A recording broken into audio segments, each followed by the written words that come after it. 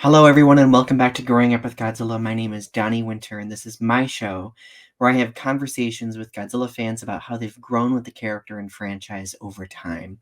This episode is the continuation of my conversation with David Eric Dopko, and I hope that you enjoy the rest of it. A slightly more serious question. Uh-oh. Looking at your entire life so far, how would you say that Godzilla has shaped you into the person you are today? That's an excellent question, and that is pretty easy. Now, like we talked about earlier in our conversation today, I did have some relationship with kids in elementary school. We talked about the movies. We played at the beach a little bit, but didn't go too far. It wasn't until I graduated college and I moved to New York City. Actually, I was still in North Jersey, but I started to go into New York City. Now, interestingly enough, Donnie, this is about the time that I was coming out or starting to make the realization of who I was and to be my true authentic self. And I sort of tie that in with my rediscovering of Godzilla. Now, New York City in the late 80s, early 90s was a great place to find Bandai toys, model kits, posters, memorabilia. New York has everything. New York is like the most amazing city on the planet. If you want an urban experience in the United States, New York is the one. There's nothing beats it. It is pretty awesome. I was lucky enough to live, my first apartment was in Cranford, New Jersey, about an hour and 20 minutes by train to New York. And I would go in there and I'd see these shops. I'm like, wait a minute, that's pretty cool. That's a Godzilla toy. Oh my God, that's awesome. I love that. And this is back when I was doing theater and working in restaurants and I wasn't making a lot of money. But I was able to save my pennies and one day go in and buy this big giant Godzilla figure. It was the Bandai Great Monster Series Godzilla 1964, the really big one. I took the train in and it was $200.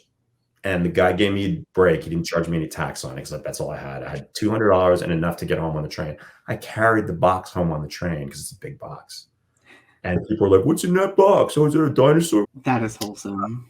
Coming out, starting to, go to the bars and things like that were sort of, parallel to me rediscovering Godzilla. And this is about when I would go into Kim's Underground Video, which the New Yorkers will know. I walked into Kim's one day and I saw this movie on the counter and it said Godzilla versus Biollante. I'm like, what the hell is this? Because I had seen 1984 in the movies years earlier, and this is about 5 years later. I'm like, wait, Godzilla looks like this now? Because it's the Heisei 89 sound. I'm like, oh my God, what's going on? He's so cool. I was like, this is so awesome. And then the Bandai figures were starting to come out, and then Godzilla versus King Ghidorah came out, and then Mothra, Godzilla versus Mothra came out, and that's really when I started to really have my passion for this stuff be reignited. And fast forward to now, fast forward to 2014. When I started, right before that, I started to join a lot of the Facebook groups, the collecting groups. I met Kyle and James and John and, Rich Iso and Paul Romero. These were the people I met in the beginning. And to meet them in person at G-Fest, I was like, not sure how that was going to go. It was so not weird. It was so like, wow, I feel like I've known these people forever. Now, having been going to G-Fest since 2014, except for the COVID years, of course, I have met so many amazing people that I can call my close friends. We go to each other's weddings. We go to each other's homes. I've had a lot of people come stay at my home and trips to Japan together. I mean, I'd say a good portion of the friends that I call close are from this community. And I am kind of blown away, as they are. We've talked about this a couple of times, that number one, a giant radioactive dinosaur from Japan brought us all together, and we have so much in common on other levels. Like when people come over, Donnie, like we don't spend hours and hours talking about Godzilla. We have so much other things in common, and we're friends. It transcends that, and I think that's amazing because the spark or the catalyst that brought us together were the Godzilla movies. Yeah. And I mean, I don't think I articulated how important that is to me. That, you know, some of my closest friends are from this community, who I call friends, and who I can count on for anything. And you know, I like to think they feel the same about me. But it's all from this community, and I am eternally grateful for, you know, sticking with it and getting back into it when I moved to New York. And I don't know, I'm being a little bit long-winded, but I see where you're coming from, because that's something I really connect with too. Like, and I've made this realization the past few years. I started going back to G-Fest in 2018. okay. The first time I went was in 2007. And then I was like, nope. Then I saw Megumi Odaka on the roster. That's long before me. Yeah. Yeah, I saw Megumi Odaka on the roster, and I was like, okay, I'm going back to G-Fest, and it just happened. And I've like some of like my YouTube friends, like they've kind of really become like really close to me over the years. Like we like do mental health check-ins. Like we talk about like our personal lives outside of Godzilla and stuff like that. It's transcending this genre, the friendships, and I think that in itself is kind of amazing, don't you? Absolutely. But it all sparks from our love of the films. And you know, I'm a pretty big collector, as a lot of the people who know me will know. And You are what? yeah, I mean, I've got a few things here and there, but I've said this 1,000 times, and I'll keep saying it: the essence and the spark, and to me, it's all about the films. Yeah. These figures mean nothing to me if I didn't love the film. Absolutely. Right? And it's not my place, and I'm not judging, but I don't understand people who spend thousands of dollars on these Sofubi toys and X Plus toys, and they've never seen the films. I mean, that's okay, but to me, people do that. And again, it's nostalgia for me. Like, this is all coming back to the place I'm living in. I had a great childhood, not perfect, but I had a really relatively happy childhood, filled with, you know, fun and great memories. And these movies are a big part of it, because when in the summers here in South Jersey, I would wake up in the morning, I'd go to the beach. I'd come home for lunch, I'd go back to the beach. I'd come home for dinner. If I was young, I'd stay in. If I was older, I'd go back to the beach until the next day, unless it was raining. And then I'd stay home and I'd watch monster movies, right? Mm-hmm.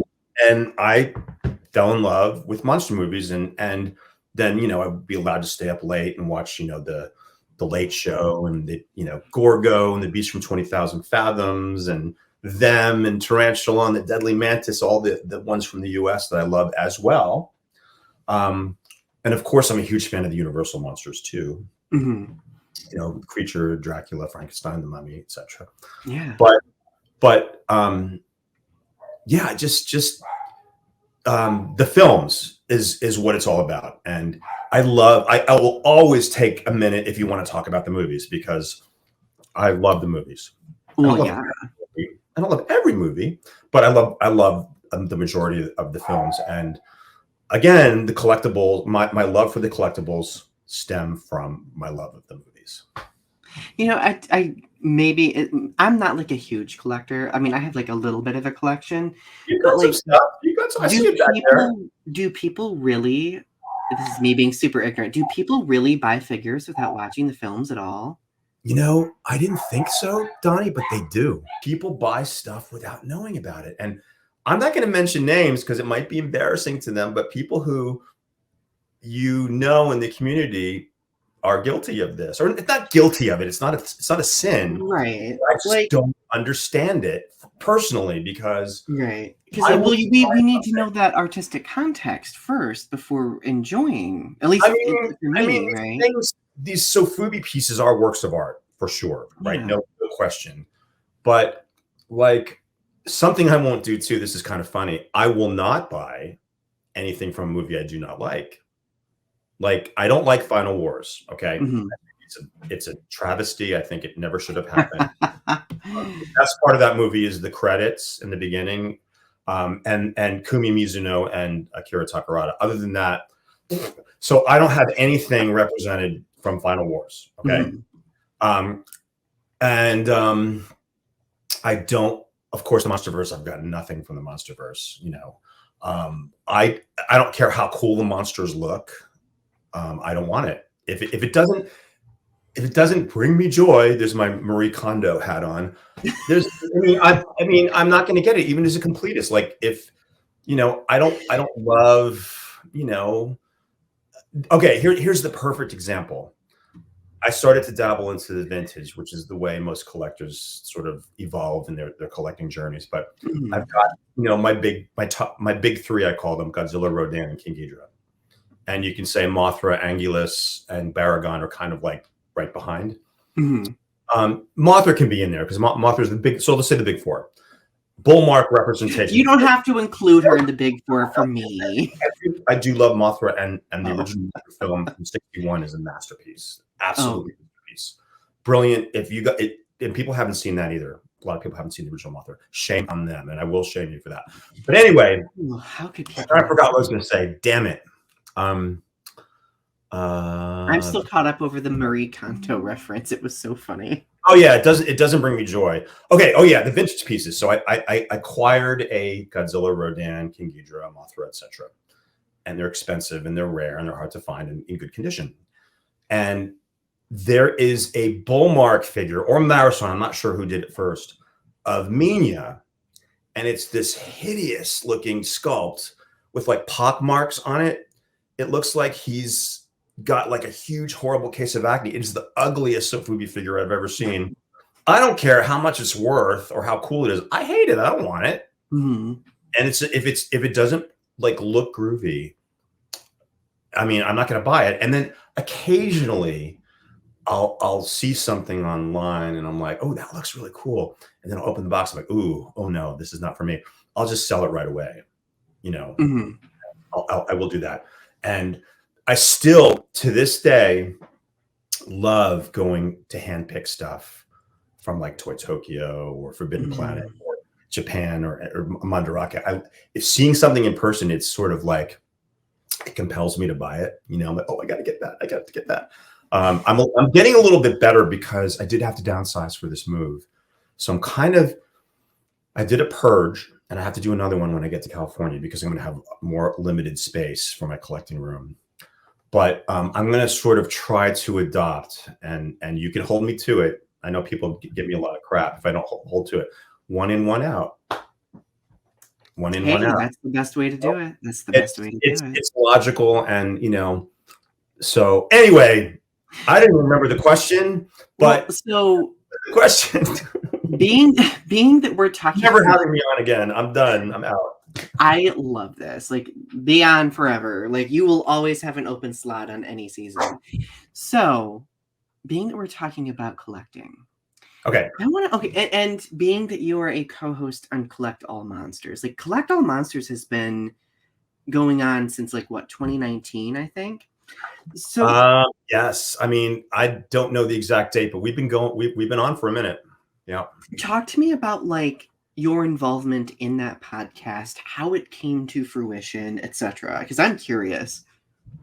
Well, this is all Kyle's doing. Okay, Kyle is Kaicho. He is, you know, our fearless leader, and he, as you and many people listening know, Kyle was the creator of the Kaiju Cast, which was a long-running podcast.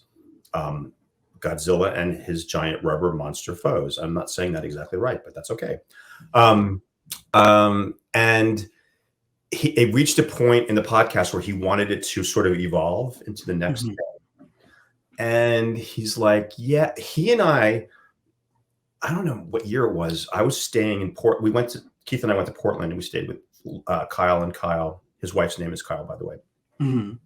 And he and I got up early in the morning, and we did an episode of Kaiju Cast, and we were just shooting the shit kind of like this and talking about collecting journeys, and it felt so good and so organic. We're like, hey, we should do this more often, or expand on this, but let's add collectibles, like visuals to it, and video. And we sort of left it be, and then he sort of came up with his dream cast. I like to think it's his dream cast, which included Leslie Chambers, who is, we all know Leslie Chambers. He is, one of the pillars of the community. He is definitely exuberant. Mm-hmm. He is exuberance personified. Christine Chapin, who has her sort of following and her take on Sofubi, which is really kind of important in the collecting community.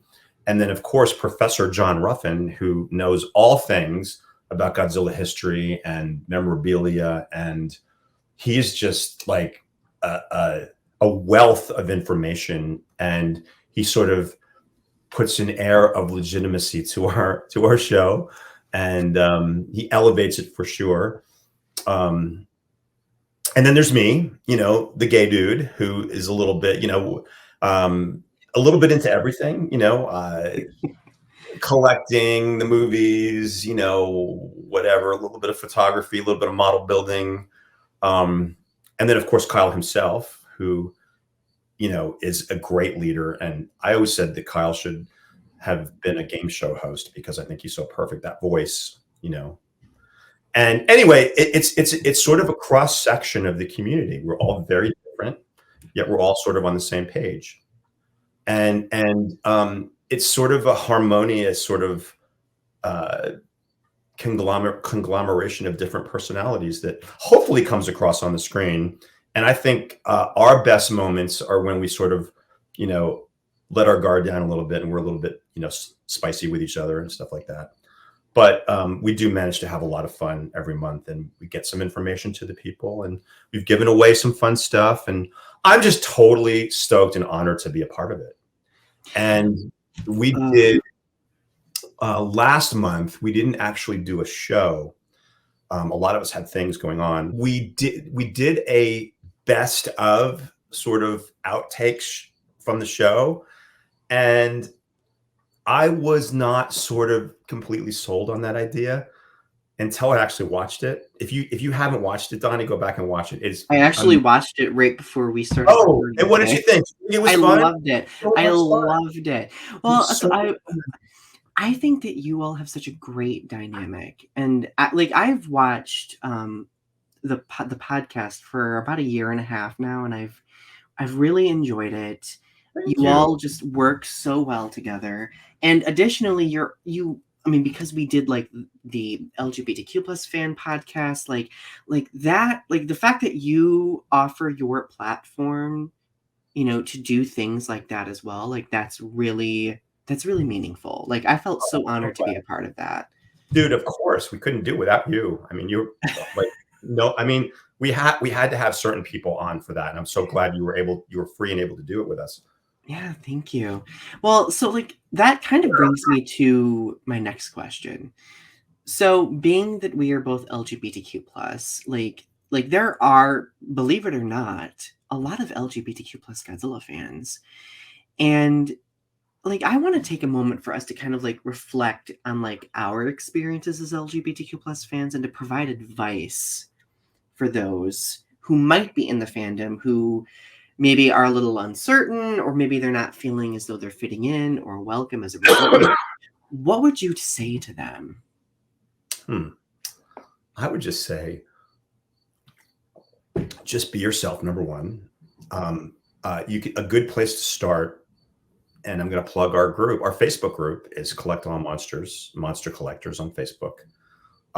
We have a very diverse group of people in that group. We've had over the years we've been doing it, like zero to no drama. If anything pops up that's a little bit unsavory, we PM the person, and if that doesn't work, they're out. Zero tolerance for bullying. Okay. There's a lot of people who in the community, like Jessica Etchells is another one. She is a pillar of the community. She does a lot of things with Japanese talent. There's many.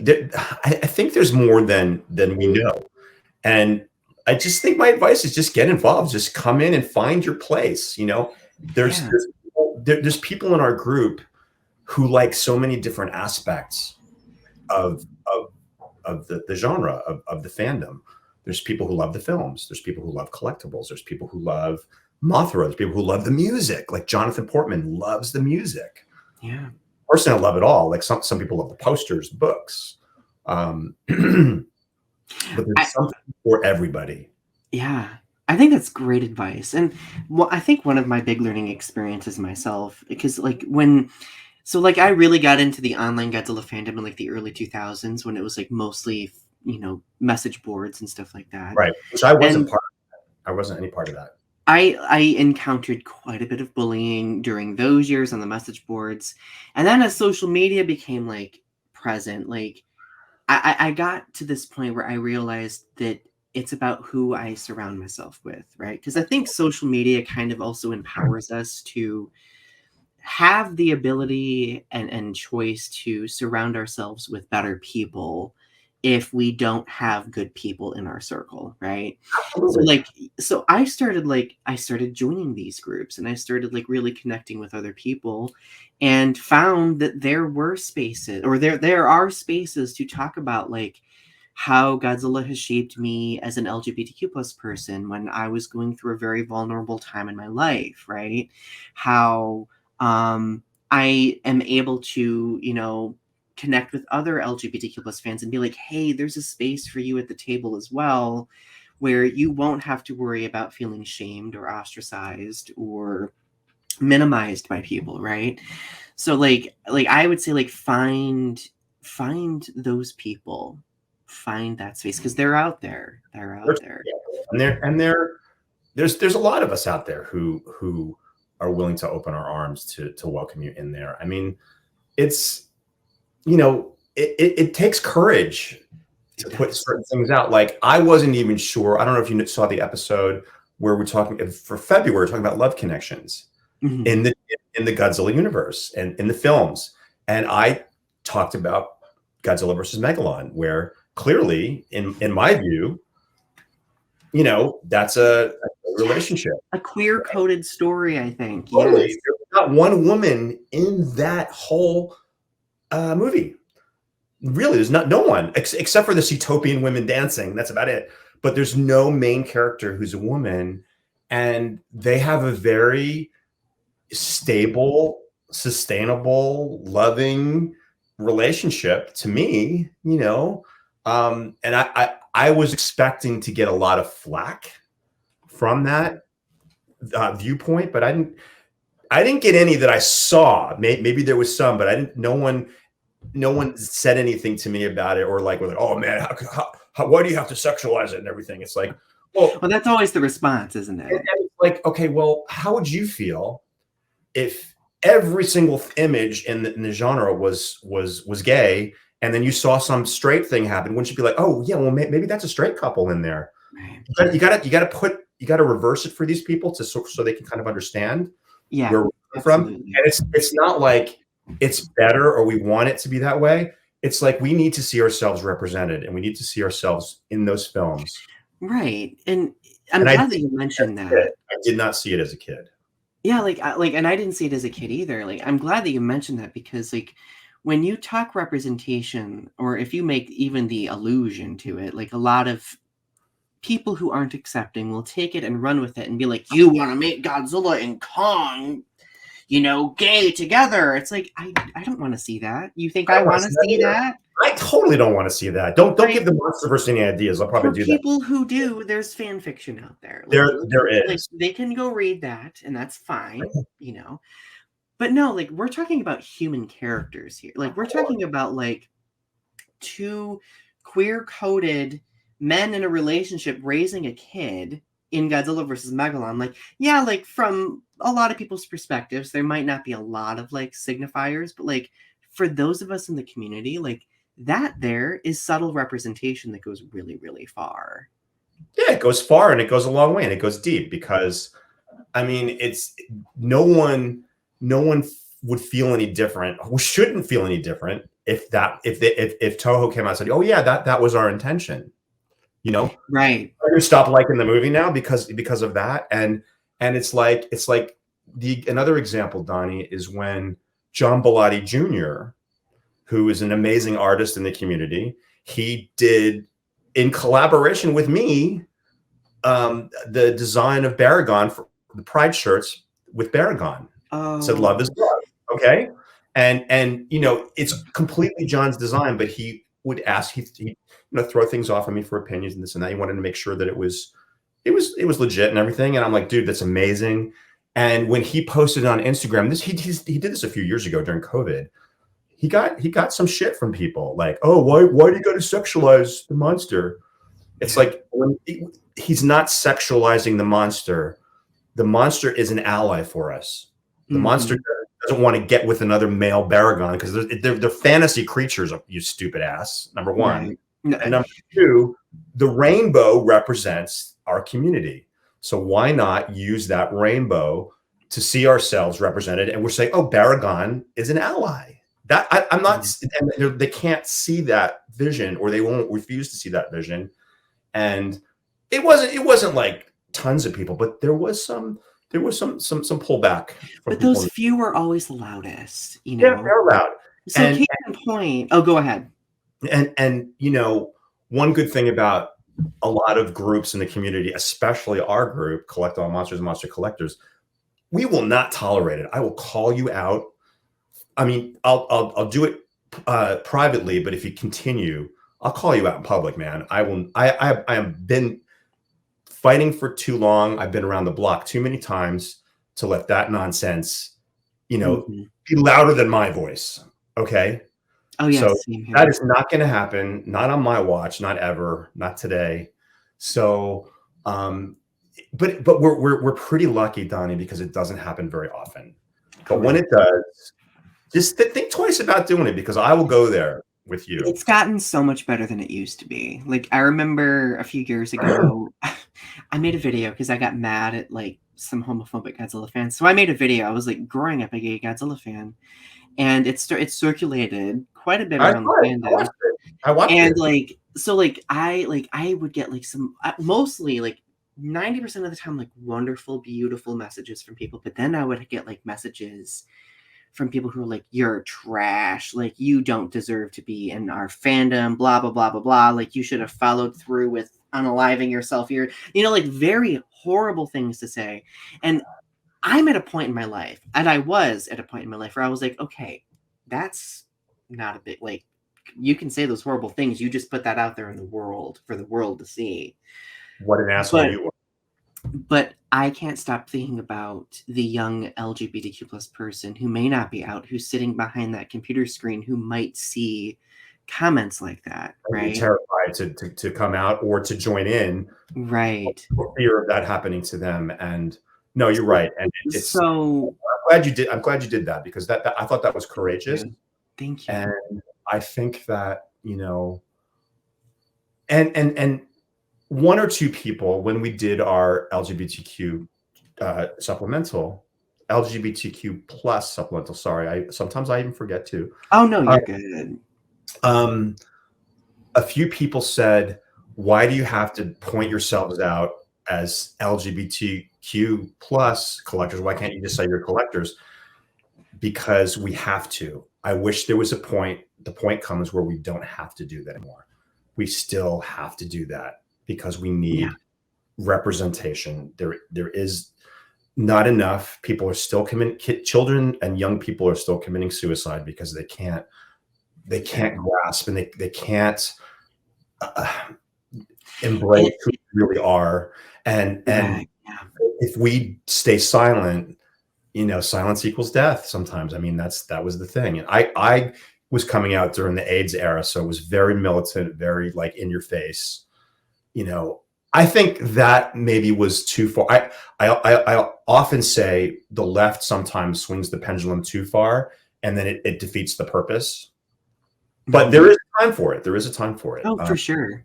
But Well, and I think that it's important to leave the door open for educating, right? totally. And the Absolutely. thing is, like, for these people who are quick to criticize us for slapping a rainbow on a kaiju, like, my immediate question is, how does that interfere with your life, right? If this small symbol is empowering one group of Why people does who that trigger may you?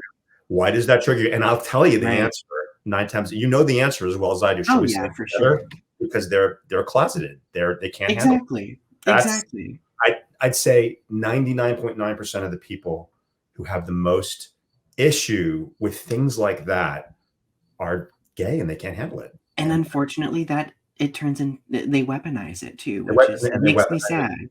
It makes me totally sad. So And the thing is, like, being like, and for those who aren't closeted, who might say things like this too, like, you may not understand that, like, some of these characters in films meant life or death for us at one point in our lives, right? So that's why we really like celebrate these characters in the way that we do, because of that very unique history and experience, right? It's not about wanting to write a fanfic about Godzilla and Kong having an affair, like, it's not, that's not how it is. But for those who want that, that's fine, because I don't shame here. no, I mean that's totally fine. And a perfect example of this is in the newest Star Wars films, right? Mm-hmm. The last three in the Skywalker saga. I was hoping, and actually Oscar Isaacs wanted this to happen too. Poe and Finn Oh, to be yes. a couple, or to be sort of have some kind of a romantic thing, and they just weren't courageous enough to make that happen. Yeah. They did have like a very brief sort of lesbian embrace and kiss at the end of the Rise of Skywalker, but wouldn't that have been like just anything to like throw a bone to the gay Star Wars fans out there? You Right. know, I mean, Absolutely. and I don't mean that like just throw a gratuitous thing in there. I mean a real good storyline between those two men. And Yeah. when I first saw what was it, The Force Awakens, I'm like, oh, there is some sexual tension between these two. They really like each other, Right.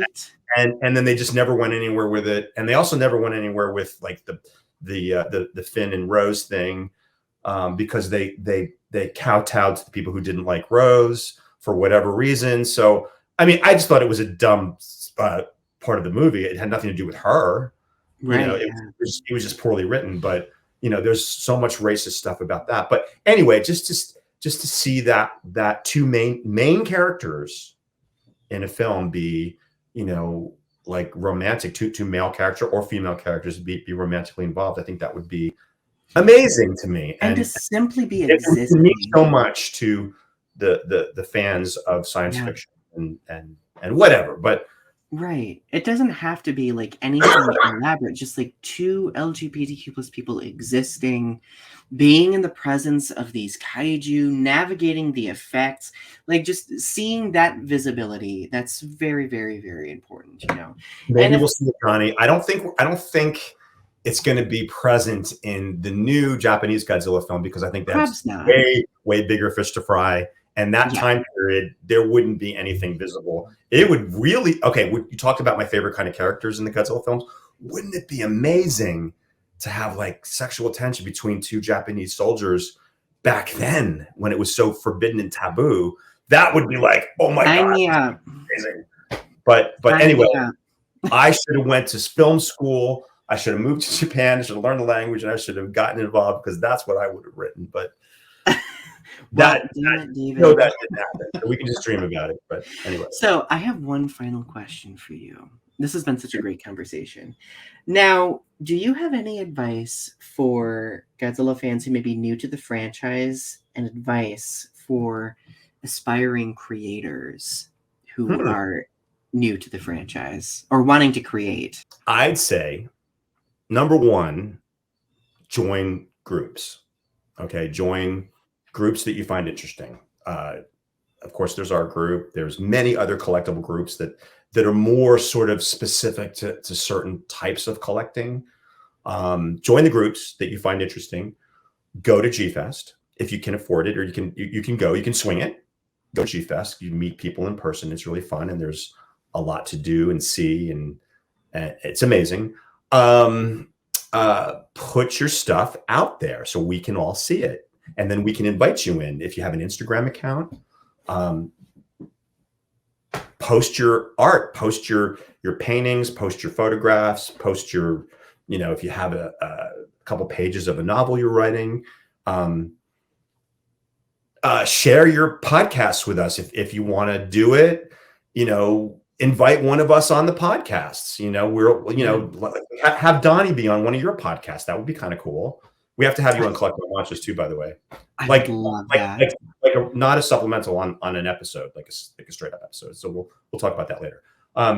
But just get involved and don't be afraid of what people think, because we're all on the same page. We all love this stuff, and we want to see more. We want to encourage more, and yeah, kind of like what we were talking before, right? Putting your stuff out there is the first big step, but finding your people. If you can find your people, then it'll be very enriching and you won't feel any shame whatsoever. But if you're shy, Donny, and you don't want to do that, if you say I didn't know you, right, and you were an artist and you were doing these amazing like Godzilla paintings, and I saw you on Instagram, I would reach out to you and say, dude, what's your deal? This is amazing. I'd bring you in. And if you saw somebody who was sort of engaging and sort of articulate, and you're like, hey, why don't you come on my show? That kind of thing. So if your stuff is out there on any level in social media, one of us is bound to see it. So we will invite you into our, circles. But again, feel free to insert yourself into, just join the groups. That's all. Absolutely. You're lucky, because when I first started this, there was no groups. It was just, right. We and even collecting was different. We used to have to go to we used to call them toy safaris. We'd go to New York and just walk around the Village and Chinatown and, oh, wow, look at this shop. We didn't even know it existed, and I found some amazing stuff. But now, collecting is at your fingertips. You can have something, you can buy something in Japan today and have it at your doorstep in like 3 days if you do EMS. So, or not EMS, DHL. Sorry, that's the fast one. You pay a little more for it, but conceivably you can have something in less than a week from Japan, from a Mandarake shelf into your house in less than a week, if you want to. Isn't it cool the time we live in? Okay, it's a great time to be a collector, and it's a shitty time to be a collector if you want everything, because there's so much out there. The accessibility is so overwhelming. Oh my goodness. And I would be remiss if I didn't mention an event that's happening this weekend in Brooklyn, hosted by John Bellotti. It is called Kaiju Brooklyn, and it's a big kaiju event that's taking place on Saturday this weekend. And sadly, I can't go because I'm going to a wedding. Oh, that's it's going to be artists, vendors, movies, all kinds of stuff. Go to something like that. You can meet people in person. You can see their art. You can see the artist who does the art. It's amazing. They're going to have vendors there. They're going to have seismic toys, vampire robots, Jeff Zarno, of course, John Bellotti Jr., the art of John Bellotti Jr. will be there. Just great stuff. And do yourself a favor, go check it out. And it's in Brooklyn. I don't know exactly where I should. I don't have it in front of me, but go to robo7.com. All the information is there. If you're a fan in the area, check it out. That sounds so exciting. So last but certainly not least, where can people find your stuff? Oh, me? Oh, well, of course you can find me on Collect All Monsters, Monster Collectors. I'm there pretty much every day, posting pictures. And I just did like a post where I want everybody to post their Halloween / kaiju photos for the rest of the season. Just flood fun, Halloween inspired kaiju pictures. I also have an Instagram account that I post a lot of my art and photographs on. It's I think you have it down there, Dopko, Yes. That's my answer. You got it down there. Okay. And collect all monsters. And I do have a photography page, but that's just not really for here. But I'll share it in the comments or in the description yeah, too. yeah, Why yeah. not? I mean, I'm pretty much all over the place, and I'll hopefully be at G Fest next year. If you watch this and you remember that far in advance and you say, hey, I wanted to see this guy, and just come up to me and say, hey, and I'd love to talk with you. So Well, it's gonna happen. It's gonna happen. I hope so too. David, this has been such a great conversation. It's been enriching, it's been enlightening, it's been fun.